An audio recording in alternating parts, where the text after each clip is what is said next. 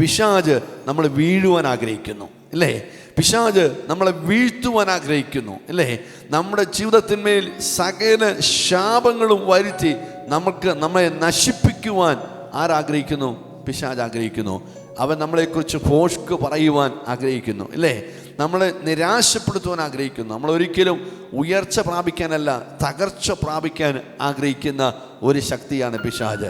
എന്നാൽ ഞാൻ പറയട്ടെ, നമ്മെ തകർക്കാൻ ഒരു ശത്രു ഉണ്ടെങ്കിൽ നമ്മെ ഉയർത്തുവാൻ നമ്മുടെ ദൈവമുണ്ട്.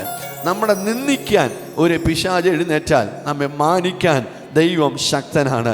നമ്മെ ശാപത്തിനാക്കുവാൻ ഒരു സാത്താൻ തന്ത്രങ്ങൾ കൊണ്ടുവന്നാൽ അനുഗ്രഹത്തിൽ നടത്തുവാൻ നമ്മുടെ ദൈവം വിശ്വസ്തരാണ്. നമ്മെ രോഗിയാക്കുവാൻ, ബലഹീനമാക്കുവാൻ പിശാച് പദ്ധതിയിട്ടാൽ നമ്മെ സൗഖ്യമാക്കുവാൻ, നമ്മളെ നിവരെ നിർത്തുവാൻ യേശുവിന് ഇഷ്ടമാണ്. നമ്മെ കുനിച്ചു കളയുവാൻ അത് സാത്താൻ തന്ത്രങ്ങൾ ഉപയോഗിച്ചാൽ നമ്മെ 18 വർഷക്കാലം ബന്ധിക്കപ്പെട്ടവളെ നിവരെ നിർത്തിയതുപോലെ നമ്മുടെ ജീവിതത്തിൻ്റെ സാഹചര്യങ്ങളിൽ നിവരെ നിർത്തുവാൻ യേശു വിശ്വസ്തനാണ്. നമ്മെ തകർക്കുവാൻ പിശാചിന് പദ്ധതിയുണ്ടെങ്കിൽ നമ്മെ പണിയുവാൻ നമ്മുടെ ദൈവത്തിന് പദ്ധതിയുണ്ട്.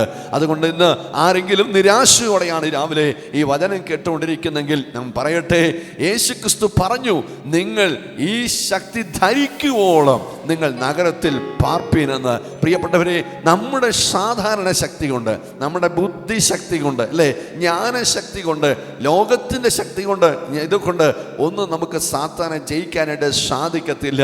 എന്നിൽ യേശുക്രിസ്തുവിനെ മരിച്ചവരുടെ ഇടയിൽ നിന്ന് ഉയർപ്പിച്ചവൻ്റെ ആത്മാവ്, അതിനെയാണ് ഞാൻ പറഞ്ഞത് ദൈവത്തിൻ്റെ പരിശുദ്ധാത്മാവ് നമ്മുടെ മേൽ വ്യാപരിച്ചാൽ നമ്മൾ ചോദിക്കുന്നതിലും നമ്മൾ നനയ്ക്കുന്നതിലും അത്യന്തപരമായത് ചെയ്യുവാൻ ആ ശക്തിക്ക് സാധിക്കും. ഞാൻ പറയട്ടെ, നിങ്ങളുടെ സ്വന്തം ബുദ്ധിയിൽ നിങ്ങൾ ചിന്തിച്ച് പരാജയപ്പെട്ട കാര്യങ്ങളെ കർത്താവിൻ്റെ കരങ്ങളിൽ ഏൽപ്പിച്ച് പ്രാർത്ഥിക്കുമ്പോൾ ആ വിഷയത്തിന്മേൽ ദൈവശക്തി വ്യാപരിച്ചാൽ നീ പ്രതീക്ഷിക്കാത്ത കാര്യങ്ങൾ നിന്റെ ജീവിതത്തിൽ സംഭവിച്ചിരിക്കും. വിശ്വസിക്കുന്നവർക്കായി ഞാൻ കർത്താവിനെ സ്തുതിക്കുന്നു.